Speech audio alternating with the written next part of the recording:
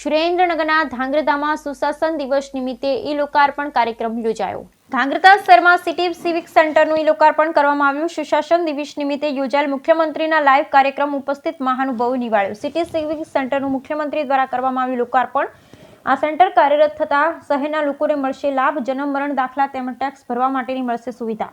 આજે પૂર્વ વડાપ્રધાન અટલ બિહારી વાજપેયીજીની 100મી જન્મજયંતિ છે, ત્યારે દેશમાં આજના દિવસે સુશાસન દિવસ તરીકે ઉજવણી કરવામાં આવી છે। ત્યારે રાજ્ય સરકાર દ્વારા પણ આજના દિવસે રાજ્યના વિવિધ જિલ્લામાં વિવિધ વિકાસના કામોનું ઈ-લોકાર્પણ કરવામાં આવ્યું હતું, જેમાં ધાંગ્રધા શહેર પણ શહેરી વિકાસ અને શહેરી ગૃહ નિર્માણ વિભાગના નવનિર્મિત પથિકાશ્રમની વિવિધ સુવિધાઓ માટે જન સુવિધા કેન્દ્રનું સિટી સિવિક સેન્ટર ઈ-લોકાર્પણ મુખ્યમંત્રી ભૂપેન્દ્રભાઈ પટેલના વરદ હસ્તે વર્ચ્યુઅલી ઉપસ્થિતિમાં કરવામાં આવ્યું।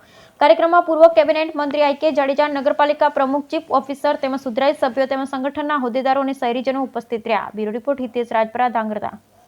સ્વર્ગસ્થ વડાપ્રધાન માન્ય શ્રી અટલ બિહારી વાજપેયીજીનો 100મી જન્મજયંતિ રહેલી છે।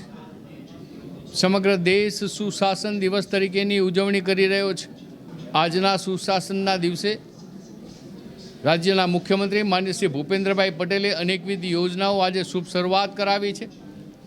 લોકોની સુખાકારી વધે, સરળતા વધે, પારદર્શકતા આવે અને પ્રત્યેક વ્યક્તિને કાયદાઓની ચુંગાલમાંથી બહાર આવીને સીધા જ પોતાનો લાભ ઓનલાઈન કેવી રીતના પ્રાપ્ત કરી શકે એના માટેની વિવિધ સરળતા સાથેની પદ્ધતિઓ જ્યારે રાજ્ય સરકારે અપનાવી છે, ત્યારે ધાંગધ્રા નગરપાલિકા દ્વારા નગરપાલિકાના પ્રમુખ શ્રી કુલદીપસિંહ ઝાલા અને એમની સમગ્ર ટીમે ઈ સિવિક સેન્ટરનું આજે જ્યારે શુભ શરૂઆત કરી છે, ત્યારે આ ઈ સિવિક સેન્ટર ધાંગધ્રાના નાગરિક ભાઈ બહેનો માટે તો સુખાકારી લાવશે જ, પણ સાથોસાથ ધાંગધ્રા નગરપાલિકા માટે પણ આર્થિક ઉપાર્જનનું એક કેન્દ્ર બનશે કે લોકો સરળતાથી પોતાનો ટેક્સ ભરે અને એ ટેક્સના પૈસા નાગરિકોની સુવિધાઓ માટે વપરાય।